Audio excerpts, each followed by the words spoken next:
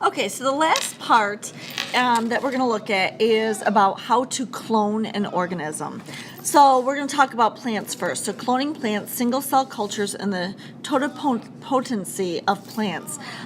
One experimental approach for testing genomic equivalence, which means all cells of an organism have the same genes, is to see whether a differentiated cell, a cell that's already specialized, can generate a whole organism.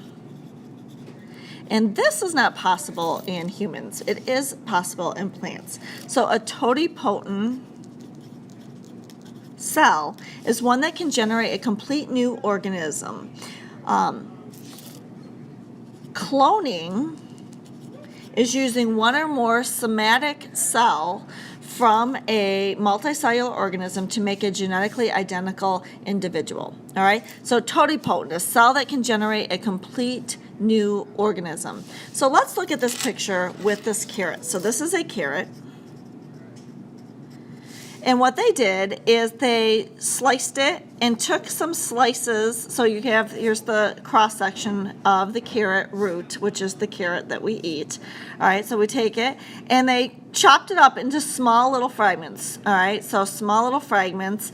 And then they were cultured in, it says nutrient mediums, in the stirring, which stirred it, causes single cells off of these fragments to slough off. So they shear off into the liquid. And then they took some of those single cells and grew them in the laboratory. So in those, they began to divide. So now the single cell becomes 2 cells, then 4 cells, and so on. So remember, this was part of a cell from the carrot root, and it begins to divide. And then what they did is, as it divided, it started to grow into an embryonic plant. All right, so here's this going to be the shoot, this is going to be the root.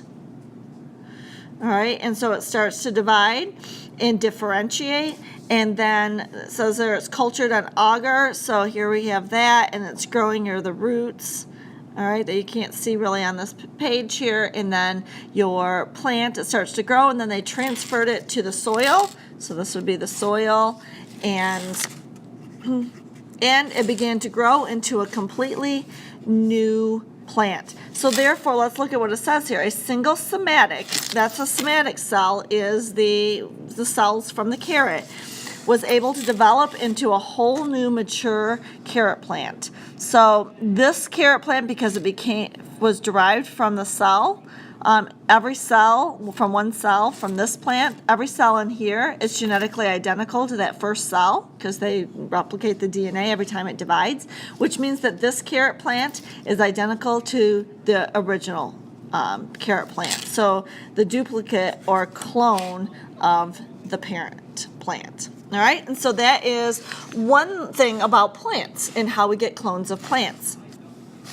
Animals, we can't do that. You can't take a skin cell and develop a whole new organism from that, from a whole new human. So that's impossible. So let's talk about what we do with animals. Nuclear transplantation in animals. In nuclear transplantation, so just think about that word. We're transplanting the nucleus of a cell.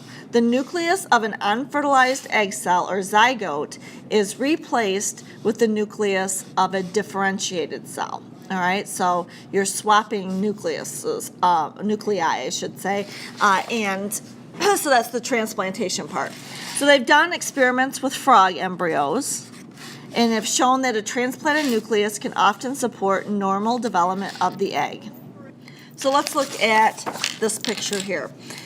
So what they did is, let's look at the picture here first in the center. So they took the egg cell from a female, and what they did is they used UV light to destroy the nucleus. It's called enucleated. So here's the nucleus, here's the enucleated egg cell, enucleated, no nucleus. All right, so it destroyed the actual mother's DNA that she would normally pass on to her babies. All right, so then let's look at here. There's 2 different pathways here.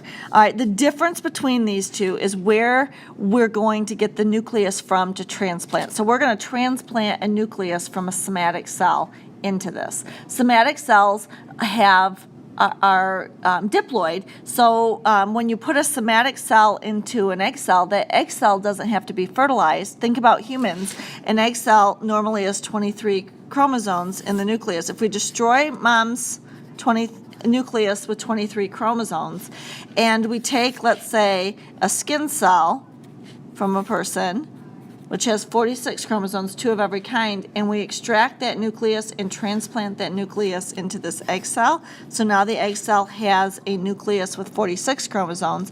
This egg cell is like it's been fertilized because it already has the proper number of chromosomes. So that's what's going on here. You're taking an embryo from one of two different places, a nucleus from one of two different places, a frog embryo or a frog tadpole.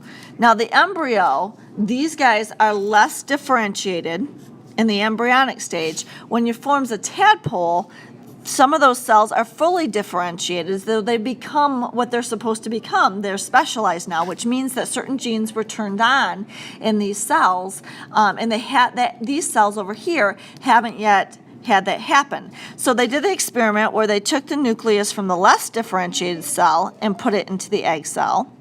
Then the egg cell divided as if it was fertilized and developed, and look at it developed into a tadpole, and most of those egg cells that had the nucleus transplanted from the less differentiated frog embryo, most of those developed into tadpoles. But let's look at over here. If we do the same thing and take a fully differentiated cell and extract the nucleus and transplant it into the egg cell, it does divide, and some of them develop in the tadpole, but look at less than 2% develop into a tadpole. So that's a big difference. So it led to the conclusion is that something about the nucleus from a differentiated frog cell can develop, direct some development. However, it seems like the ability for a somatic cell to direct development goes down the more differentiated the cell becomes. All right, and so therefore this is less differentiated and most develop into tadpoles. This is more differentiated and very few do. All right, so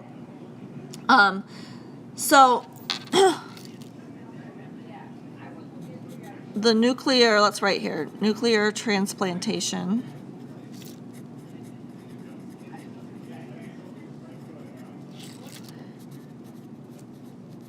becomes less effective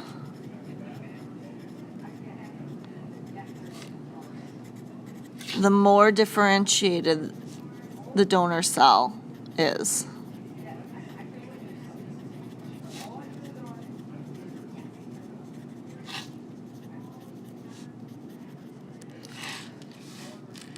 Okay, and so that's why this doesn't work as well as this. So let's move on and look at some of the things we've done.